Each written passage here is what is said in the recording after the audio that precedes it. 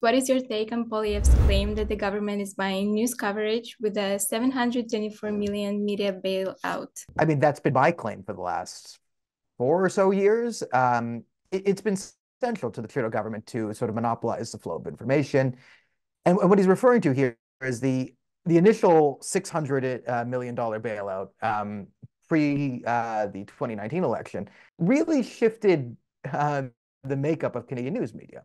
And this bailout, which Trudeau claimed was to preserve independent media, no joke, Justin Trudeau actually tried to pitch the idea that government subsidized media will make the media more independent. This has been a real seismic shift in the media landscape because now you have mainstream media outlets. So everything from like the Toronto Sun, National Post, the Toronto Star, all those newspapers, everything on TV, CTV, CBC, Global News, all of that is now fully reliant on government subsidies because they couldn't hack it in the regular sphere. And there's a lot of stuff you could have brought up, like there was crazy like antiquated taxing laws that gave preference to online stuff because print media was overly regulated and the online sphere was less regulated, so it gave them a leg up there. But none of the major media companies could survive online either anyway because they couldn't figure out an online model that actually worked like all alternative media has to do. They tried to take the 1974 sort of media landscape and just kind of shove it into a 2020 news media. So, and it didn't work, but because they're government funded and a lot of them have, sort of links to that, no one really got fired and there's no need for fresh blood or new thinking. It's like we can't do online subscriptions and like you get 3 articles for free a month and then you subscribe to the Global. That's not how people consume news anymore. There was no adjustments. But now, hundreds of millions of dollars parachutes in from the government.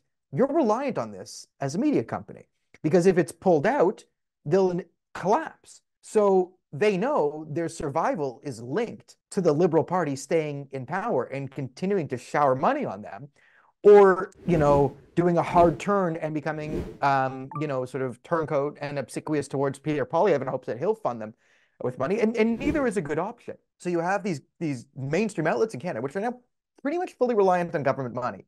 And if that's pulled out, they'll collapse. Now, I hope Poilievre gets in, pulls out the money, and lets them deal with the consequences of their actions. Like, this is poisoned money. It was poisoned from the beginning. If you had any integrity as an independent news outlet, you wouldn't have taken it. And had, one of the mainstream outlets made this big stink, said, we're not taking the money.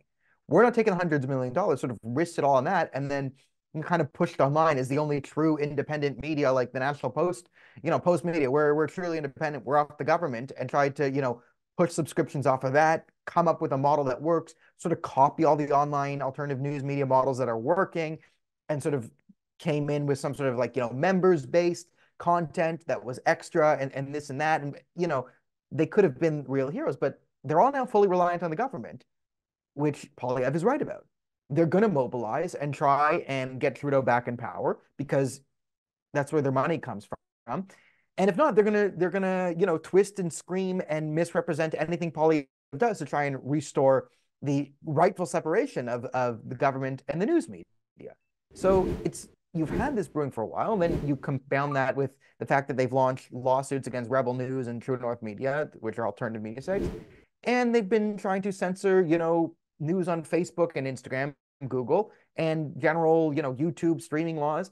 This has been a major push of the Trudeau government, and that would be to sort of control the flow of information. And Poilievre is 100% right about this. This is Trudeau buying, either votes or publicity or whatever, and he's turned the establishment media in our country into the narrative control arm of the Liberal Party, and it's going to have ramifications. And I'm not going to shed a tear if these media companies go out of business in 2025 or 2026 because they took money they never should have. If they had any integrity, they should not have taken a cent from the government, but they did, and they became reliant on it. And if it goes away, it's all on them.